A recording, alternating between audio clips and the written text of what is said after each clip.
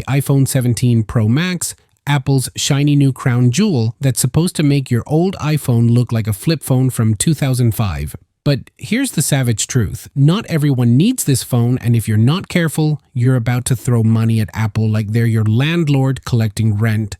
This thing is marketed like the second coming of tech Jesus, but underneath the hype, the iPhone 17 lineup is basically a four-way personality test. The regular iPhone 17, the iPhone 17 Pro, the oversized Pro Max, and the anorexic iPhone 17 Air.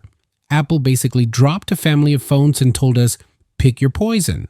But which one actually makes sense and which one is Apple's latest trap? Stick around because I'm about to break down the whole lineup and tell you exactly where to save your cash, where you're getting scammed, and which model is secretly the only one worth buying.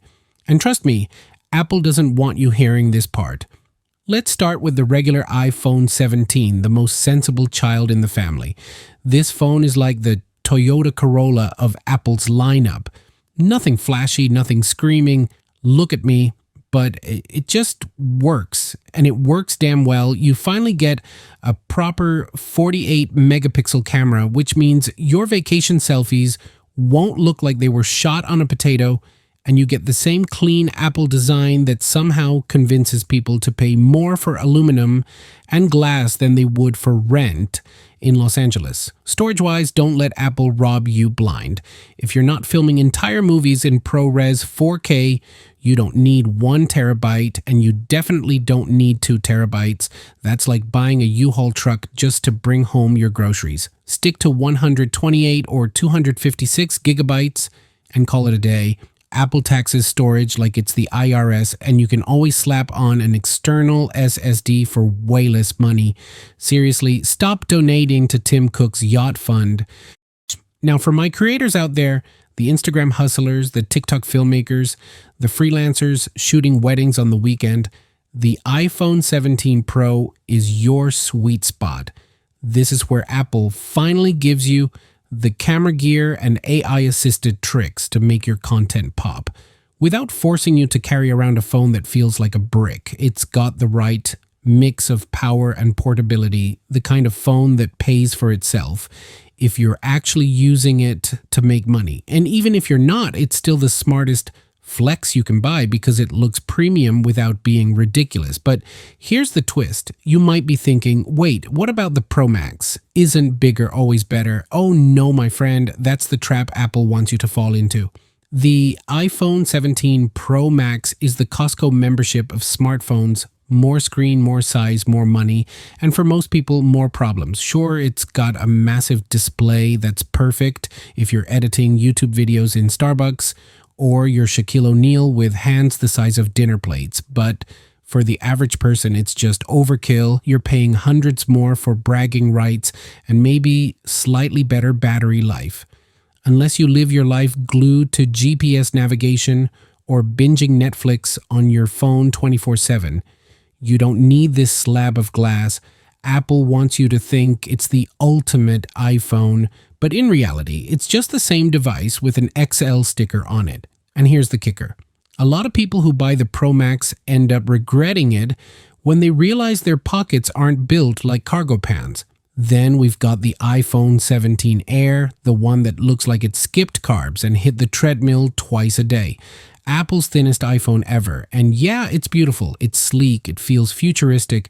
But here's the problem. Thinness comes at a cost. You're trading in battery life and durability for a device that looks like an Apple engineer lost a bet.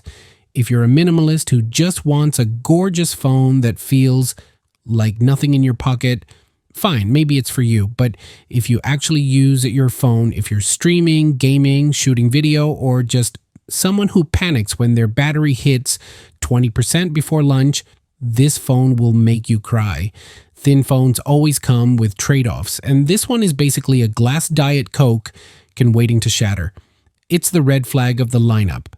Beautiful, yes. Practical, about as practical as white pants at a barbecue. And while we're here, let's talk about Apple's favorite trick, selling you overpriced storage. If you're even thinking about buying the 1 or 2 terabytes versions of these phones, stop, put your credit card down, walk away. Unless you're literally James Cameron shooting Avatar 4 on your iPhone, you're never going to need that much storage on your device. Apple charges you more for memory than airlines charge for extra legroom, and that's saying something. Buy an external SSD for a fraction of the cost and thank me later. And don't even get me started on Apple Intelligence. It's cute, sure, but right now it feels like Siri just put on a fake mustache and tried to call itself AI. Meanwhile, Android users are out here editing photos, removing objects, and basically living in the future while iPhone users are still waiting for the beta test to end. If you're buying an iPhone just for AI features, you're about to become the family tech clown who has to send your photos to the Android guy for editing. So, who should actually upgrade to the iPhone 17 Pro Max or any of these models? If you're on an iPhone 13 or older, yes, this is a big jump. Better cameras, brighter screens, faster chips. It will feel like a totally new experience, but if you're sitting on an iPhone 14 or 15, relax. Your phone still has plenty of life in it. Save your money, skip a year, and wait for Apple to actually deliver something revolutionary instead of just making their phones thinner and more expensive. Creators and professionals who make money with their phone, sure, upgrade. Everyone else, don't fall for the keynote smoke and mirrors. Apple loves selling you the dream, but sometimes the smartest move is keeping the dream in your bank account. At the end of the day, the iPhone 17 Pro is the real MVP. The regular iPhone 17 is the safe, no-nonsense choice. The Pro Max is just an expensive flex with limited use. And the Air, well, that's Apple's skinny jeans phase, gorgeous but uncomfortable. Apple won't tell you this, but I will. Not every shiny thing in the Apple Store is worth your paycheck. And if you want the real showdown, don't miss my next video where I pit the iPhone 17 Pro Max against the Samsung Galaxy S25 Ultra in a battle that's going to make fanboys cry on both sides. So hit that subscribe button because Apple might want your money, but I want you walking away smarter, funnier, and way richer than when you click this video. iPhone 17 Pro Max. Don't